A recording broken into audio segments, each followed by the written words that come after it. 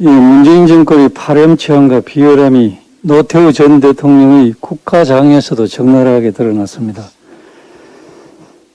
지난달 26일부터 30일간 엄수된 노태우 전 대통령 국가장에 시진핑 중국 국가주석, 기시다 일본 총리 등이 조전을 보내온 사실이 뒤늦게 확인이 됐습니다.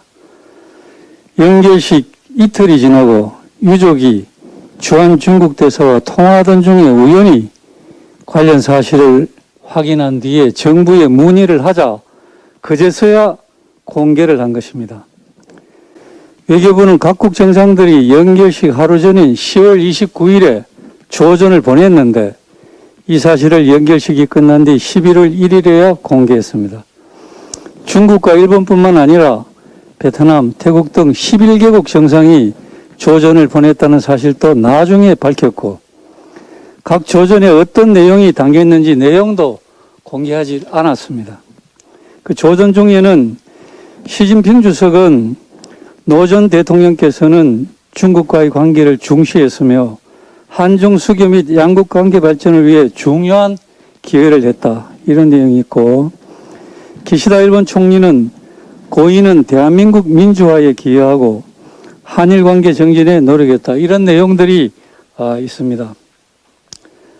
국가장에 각국 정상이 보낸 조전은 유족 추모뿐만 아니라 국가장을 치르는 국민 전체를 위로하는 성격이 있기 때문에 전직 국가 원수를 잃은 대한민국 국민에게 건네는 공식적 위로인 것이고 때문에 정부는 당연히 조전을 받은 사실과 내용을 유가족은 물론이고 국민에게도 즉시 공개했어야만 하는 것입니다.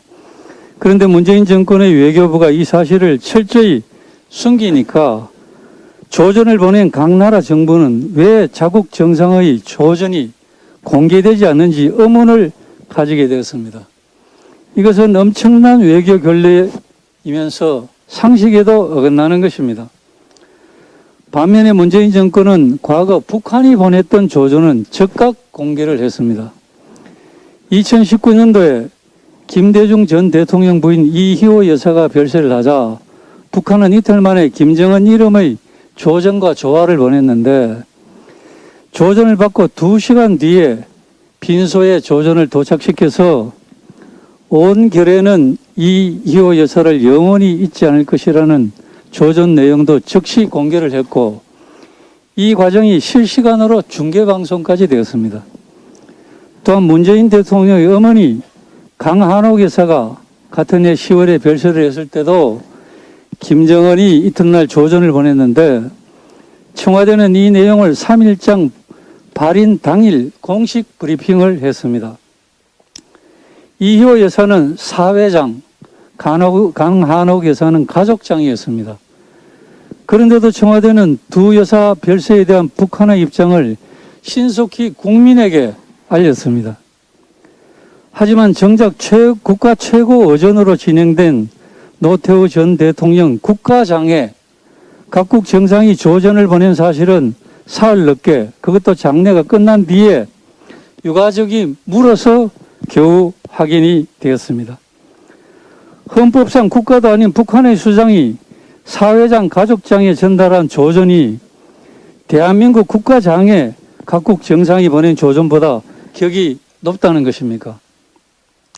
차마 믿기 어려운 이런 일이 일어난 배경을 문재인 대통령이 중국에 엄청난 공을 들이고도 아직 시진핑 주석의 방안조차 성산시키지 못했는데 시 주석의 노태우 대통령을 기리는 그런 조의가 공개되면 더 초라해질 것을 우려했기 때문으로 보는 시각이 있습니다.